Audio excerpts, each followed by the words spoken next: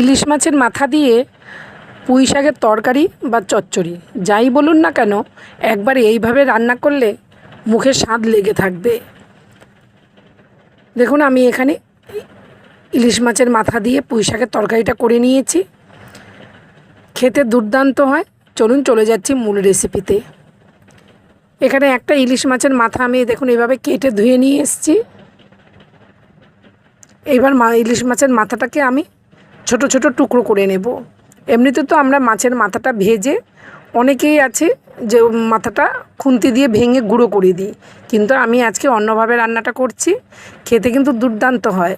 তরকারিটা একদমই খেতে কাটা কাটা লাগে না, ছোট বড় সবাই খেতে পারবে, কাটা বেঁধে যাওয়ার কোনো ভয় নেই। দেখুন আমি কিভাবে ছোট করে কেটে নিয়েছি, লবণ হলুদ মেখে রেখেছি। এখানে আছে পুঁই ডাঁটা, আলু, বেগুন, কুমড়ো, পটল, কাঁঠালের দানা আর চেরা কাঁচা লঙ্কা, আর একটু পুঁই শাকের পাতাও রেখে দিয়েছি। পাতাটা আমি সামান্যই রেখেছি। এইবার কড়ার মধ্যে আমি দিয়ে দেব পরিমাণ মতো তেল। তেলটা গরম হয়ে গেছে, তার মধ্যে আমি দিয়ে দিচ্ছি কেটে রাখা মাছের মাথাগুলো। বেশ সুন্দর কড়া করে ভেজে নেব। বন্ধুরা, যদি আমার এই ভিডিওটা ভালো লেগে থাকে সবার সাথে শেয়ার করে দেবেন। ইউটিউব থেকে সাবস্ক্রাইব করে আমার পাশে থাকবেন। মাছের মাথাগুলো দেখুন খুব সুন্দর করে ভাজা হয়ে গেছে। এবার নামিয়ে নিয়েছি। ওই তেলের মধ্যেই আমি দিয়ে দিলাম তেজপাতা, শুকনো লঙ্কা আর 5 ফোড়ন। ফোড়নটা খুব সুন্দর একটা গন্ধ বেরিয়ে আসলে কেটে রাখা আলু দিয়ে দেব। দিয়ে আলুটা 2 থেকে 3 মিনিটের মতো গ্যাসের ফ্লেমটা লোতে রেখে খুব সুন্দর করে ভেজে নেব। যেহেতু আলুটা একটু সময় নেয়, সেই জন্য আলুটা প্রথমে দিয়ে ভেজে নিলাম। তারপরে দিয়ে দিলাম একে একে সমস্ত সবজি, কাঁঠালের দানা, পটল, কুমড়ো, পুঁই ডাঁটা, সমস্ত কিছু দিয়ে আবারও ভালো করে ভেজে নেব।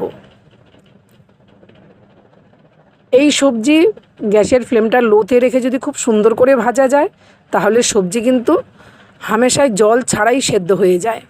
তারপরে দিয়ে দিলাম চেরা কাঁচা লঙ্কা আর বেগুন। তারপরে স্বাদ মতো লবণ আর হলুদ দিয়ে দিলাম। ব্যাস, আমি কিন্তু এর মধ্যে আর কোনো মশলাই ব্যবহার করব না। আদা জিরে বাটা কিছুই দেব না, কারণ ইলিশ মাছের মাথার এত সুন্দর একটা গন্ধ, এতেই কিন্তু তরকারিটার দারুণ স্বাদ বাড়িয়ে দেয়। তার মধ্যে আদা জিরের বাটাটা দেওয়াটা আমার মনে হয় না খুব একটা ভালো লাগে, সেজন্য আমি আদা জিরে বাটাটা দেইনি।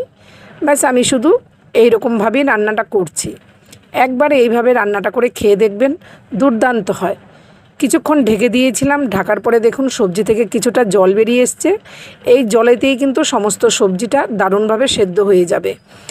তারপরে ঢাকনাটা তুলে ভালো করে নেড়ে চেড়ে পুঁই শাকের পাতাগুলো দিয়ে দিলাম। দিয়ে আবারও ভালো করে নেড়ে চেড়ে একটু ঢেকে দেব। পুঁই শাকের পাতা থেকেও কিন্তু কিছুটা জল বেরোবে। 2 থেকে 3 মিনিটের মতো ঢেকে দিয়েছি।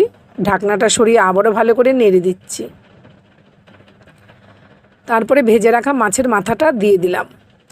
দেখেছেন, মাছের মাথাটা দিয়ে এবার যে ভালো করে নাড়ছি, একটুও কিন্তু ভাঙবেও না, তরকারিটা খেতে কিন্তু কাটা কাটা লাগবেও না। তারপরে স্বাদের ব্যালেন্সের জন্য সামান্য একটু মিষ্টি গুঁড়ো দিয়ে দিলাম, তাহলে পুঁই ডাঁটাটা খেতে কিন্তু দারুণ স্বাদ লাগে, সেই জন্য একটু মিষ্টি গুঁড়ো দিয়ে দিয়েছি। ব্যাস কমপ্লিট হয়ে গেল। আমি একটা পাত্রে নামিয়ে নিয়েছি। ভিডিওটা ভালো লাগলে সবার সাথে শেয়ার করে দেবেন। দেখা হচ্ছে নতুন রেসিপি নিয়ে। সবাই ভালো থাকবেন, সুস্থ থাকবেন। টাটা।